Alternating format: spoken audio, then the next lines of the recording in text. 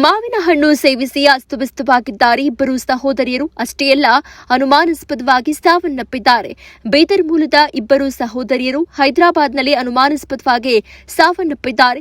ಬೀದರ್ ಜಿಲ್ಲೆಯ ಔರಾ ತಾಲೂಕಿನ ಶೆಂಬಳ್ಳಿ ಗ್ರಾಮದ ಇಬ್ಬರು ಸಹೋದರಿಯರು ದುರಂತ ಅಂತ್ಯವನ್ನ ಕಂಡಿದ್ದಾರೆ. ಭವಾನಿ ವೈಜಿನಾಥ ಮೇತ್ರೆ, ಸಂಧ್ಯಾರಾಣಿ ಮೇತ್ರೆ ಮೃತಪಟ್ಟ ಬಾಲಕಿಯರು. ಮನೆಯಲ್ಲಿ ಊಟದ ಬಳಿಕ ಮಾವಿನ ಹಣ್ಣು ಸೇವಿಸಿ ಆರೋಗ್ಯದಲ್ಲಿ ಏರುಪೇರು ಉಂಟಾಗಿದೆ. ತಾಯಿ ಇಂದುಮತಿ ಹಾಗೂ 5 ಜನ ಹೆಣ್ಣು ಮಕ್ಕಳು ಮಾವಿನ ಹಣ್ಣು ಸೇವಿಸಿದ್ರು.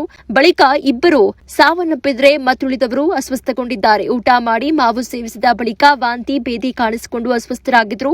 ತಕ್ಷಣ ಅವರನ್ನ ಹೈದರಾಬಾದ್ನ ಖಾಸಗಿ ಆಸ್ಪತ್ರೆಗೆ ಚಿಕಿತ್ಸೆಗೆ ಅಂತ ದಾಖಲಿಸಲಾಯಿತು. ಆಸ್ಪತ್ರೆಗೆ ದಾಖಲಿಸಿದ್ರೂ ಕೂಡ ಚಿಕಿತ್ಸೆ ಫಲಕಾರಿಯಾಗದೆ ಇಬ್ಬರು ಸಹೋದರಿಯರು ಮೃತಪಟ್ಟಿದ್ದಾರೆ. ಮತ್ತೊಬ್ಬ ಸಹೋದರಿ ವಿಜಯಶ್ರೀ 19 ವರ್ಷದಾಕೆ. ಆಕೆಯ ಸ್ಥಿತಿಯೂ ಕೂಡ ಗಂಭೀರವಾಗಿದ್ದು ಆಸ್ಪತ್ರೆಯಲ್ಲಿ ಚಿಕಿತ್ಸೆಯನ್ನ ಪಡೆದಿದ್ದಾಳೆ. ಇನ್ನು ತಾಯಿ ಹಾಗೂ ಇನ್ನೊಬ್ಬ ಸಹೋದರಿ ಚೇತರಿಸಿಕೊಂಡಿದ್ದಾರೆ ಅಂತ ಮಾಹಿತಿ ಇದೆ.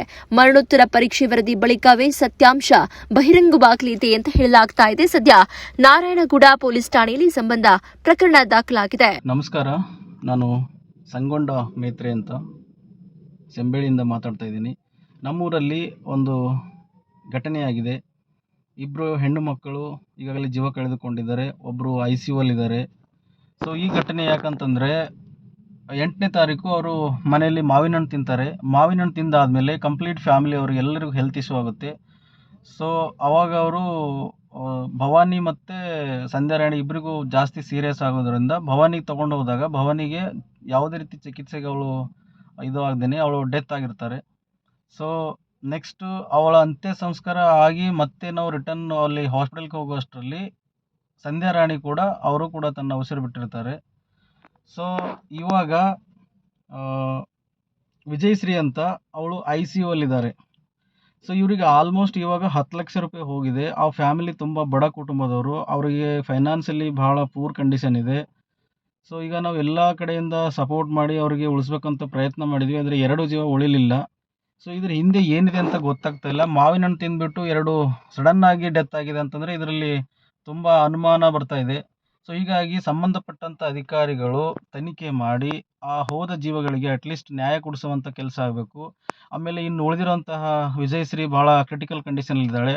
ಸೊ ಅವಳಿಗೆ ಹಣ ಸಹಾಯದ ತುಂಬ ಇವಾಗ ನೆಸಸರಿ ಇದೆ.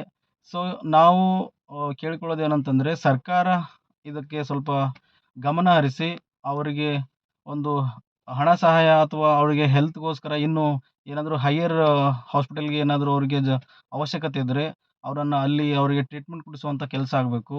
ಸೊ ಮತ್ತು ಇದನ್ನು ನೀವು ಕೂಲಂಕುಷವಾಗಿ ತನಿಖೆ ಮಾಡಿ ಯಾವುದೇ ರೀತಿಗೆ ನೀವು ಒಳಗಾಗದೆ ಅದನ್ನು ಮಾಡಿ ನೀವು ಅವರಿಗೆ ನ್ಯಾಯ ಕೊಡಿಸ್ಬೇಕಂತೇಳಿ ತಮ್ಮಲ್ಲಿ ಅತಿ ಕಳಕಳಿಯ ವಿನಂತಿ ಮಾಡುತ್ತೇನೆ. ನೀವು ಸಣ್ಣ ಆಗಬೇಕಲ್ವಾ? ಅದು ಒಂದು ಉತ್ತಮ ಆಹಾರದಿಂದ ಸಣ್ಣ ಆಗಬೇಕಲ್ವಾ? ಪ್ರತಿದಿನ ನಮ್ಮ ಜೀನಿ ಸ್ಲಿಮ್ನ ಯೂಸ್ ಮಾಡಿ ಯಾವುದೇ ಸೈಡ್ ಎಫೆಕ್ಟ್ ಇಲ್ದಂಗೆ ನೀವು ಸಣ್ಣ ಆಗ್ತೀರಾ.